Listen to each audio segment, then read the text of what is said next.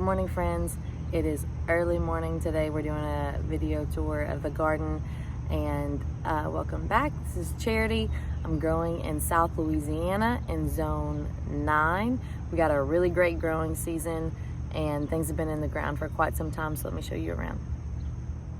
So I made a video earlier last week about tearing out our little melon that I was growing because it's just not done well. I had planted about 4 seeds down here. 1 or 2 would germinate, neither would do really good, none of them. And then, so I tore out some of them, left this one, and lo and behold, we got one little teeny tiny melon right there. And better do something. I planted some Chinese red noodle beans at the bottom down there to replace it, but you can see this Trumancina squash is already literally growing from the other side down to here. This thing is massive. It's been doing so well. I've harvested 12 big Trumancina squash from this, and I'm really hoping that I get a few more.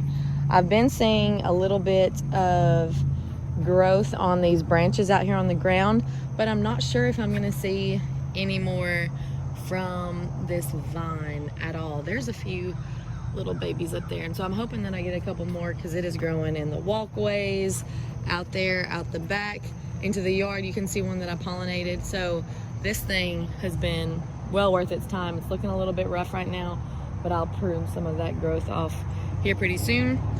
I had a wonderful friend that made these beautiful garden signs for me.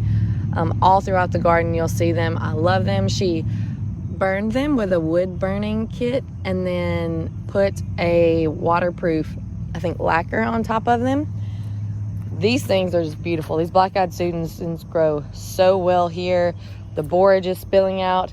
Our Thai basil is growing out, which I actually need to start harvesting some of that. These are the Kajari melons, and they're growing well, but I still have, oh, I have my first melon on there. Look at that. Oh, hey, look at that. There's another one. I've been waiting this whole time to see melons on this trellis, and they're finally on there today. See if you can get in there and see that sweet little melon. I'm gonna have to pollinate all of these because I've been waiting for so long to see some actual melons. Up here in the front is our little flower pollinator area. I come out here with the kiddos all the time and pick flowers for mamas and friends. We got our beautiful Mexican torch sunflowers. They are by far my favorite flower in the garden. Got all kind of peppers on here.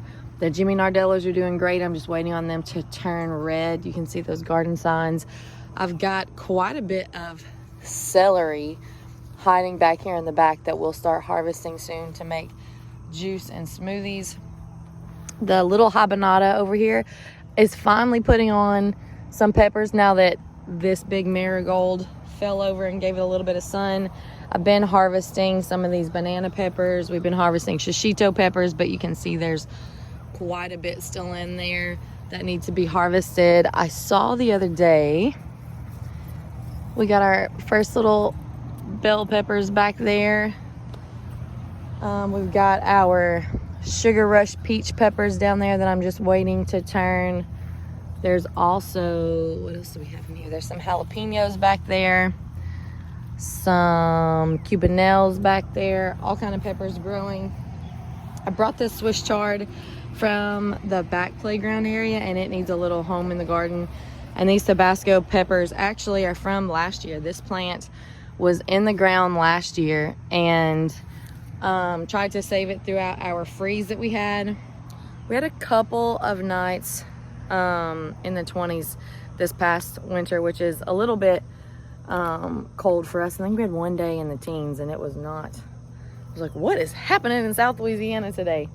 Our herbs are all down here in the front, and then can get a good little picture of our trellis. On this side, we've obviously got our lovely Trumancina squash, and I'm gonna be picking cucumbers today. This is our silver slicer cucumber. It's my very first year to grow it, and I really love it. It's doing super well.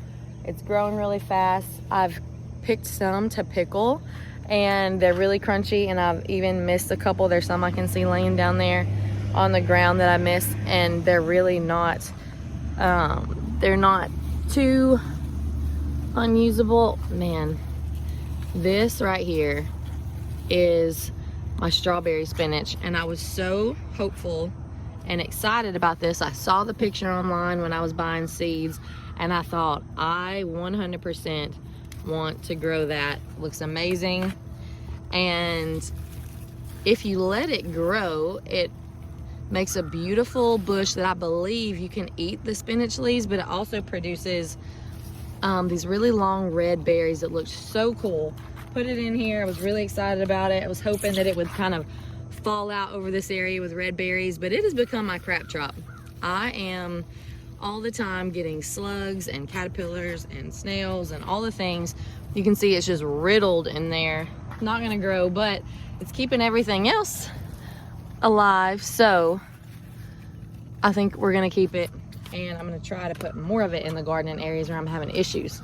And here, seems those caterpillars have found my watermelon radish, and I'm gonna have to put some neem oil out here on all these. I try not to use any sprays or anything in this garden because we do have tons of kids that come out here and pick from it, and I don't want them eating those kind of things, but they definitely won't be eating radishes straight out of the ground.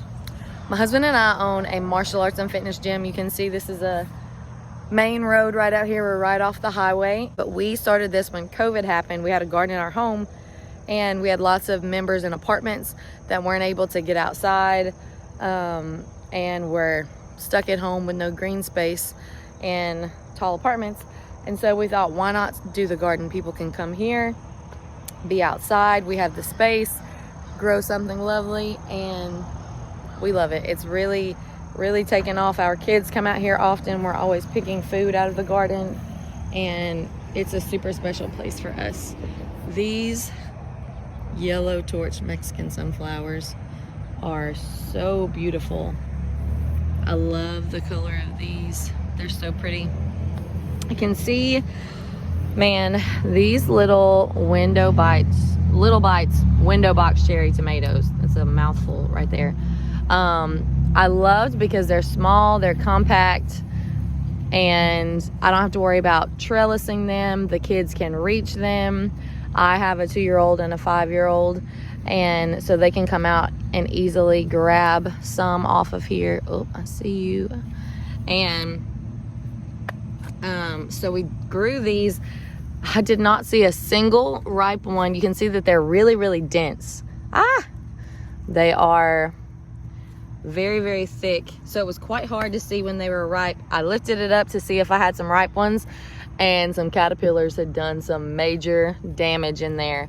So this plant is probably about to come out very soon, and it is clear that I've got to do something for these caterpillars. This is our Roselle. I really love Roselle. Little cucumber, you are taking up some space right there. These are day length sensitive, so these are not going to produce any flowers or fruit until the days start getting shorter. And so all that these are going to do is just continue to grow. They'll just grow and grow if they can get some light and some space.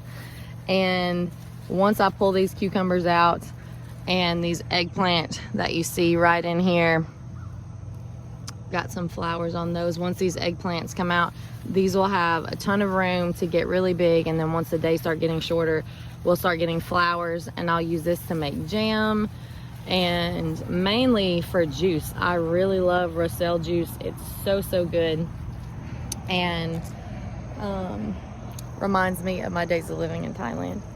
We got some pumpkins in here. We've got one planted here, another there. One of them is the Thai cane cob, and the other is the Seminole. I don't remember which one I planted where, so that'll be a fun little surprise. And here there's more Roselle growing, more little bites, cherry tomatoes. Ooh, and I can see we've got some ripe in there that need to get picked. So I need to come and do some heavy pruning in here and pick some little tomatoes. Look at these clusters. Those are just beautiful, beautiful little clusters of tomatoes. More caterpillars. You can see we've got more of the Trumancino squash starting to grow out here in the yard. Over here, we still got our cranberry hibiscus with some zinnias in there. I've been harvesting this squash already. You can see I've got a few teeny little babies that I just pollinated the other day. Some of these tomatoes that I've got that need to further be staked up growing in the middle. This was a yellow patty pan squash that I've been harvesting off for several weeks. I've gotten probably 15 squash off of this plant, so I'm happy with it. It's done well. Got these little beauties growing, and we finally got our cucumber starting to trellis up itself. Over here, I've decided that this is always going to be herbs. I've got little cherry tomatoes growing in here that we can harvest, and the kale is still doing really good. I've been noticing quite a bit of damage on those, so I'm going to be harvesting most of that very soon. Just check out this borage. Look at those colors. It's so bright and beautiful. This thing is just, all the borage is doing so well. I love it. These feathered frill kales were definitely the first to be attacked with the aphids, and followed by our little friend over here. You can see, oh Lord, it's just riddled. I need to start taking all the leaves off of that, trim that down. It's just been the busiest week for us at the gym. We've got some more little tomatoes we can harvest. This Mexican mint tarragon is really close to flowering. I just know it. I'm like, come on, give me something. I want to see you. I need to come and trim back that basil.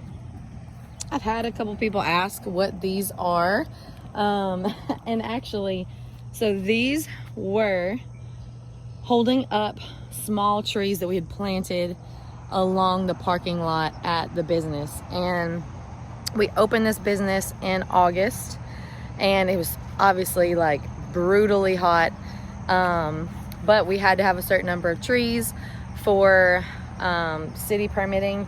We did our best to keep them well watered, but obviously, like, I didn't have a water hose that was reaching all the way out here where all of these trees were planted up by the road.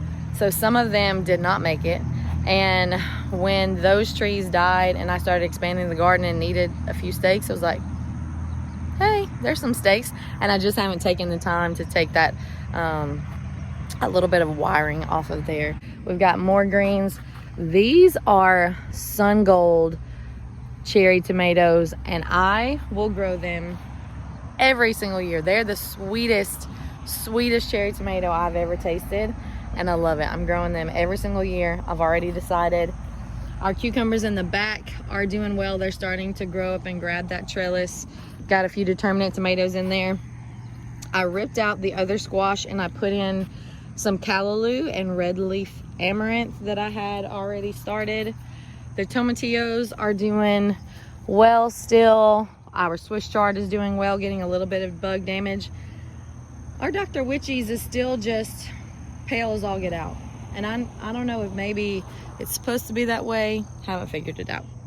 But we've got our black-eyed Susans looking lovely over here. There we go. They were tall as me. I want to say 3 videos back, and look at that. They're up there. They're growing so tall. Last things in the garden, we've got our little Thai pink egg tomatoes, a few more peppers over here in some pots growing along by themselves, and we're back at it, friends. Thanks so much for coming to check out our community garden. I'm going to take you guys to the back today to show you what we've got growing in containers and our kids' playground area, and we'll talk to you soon.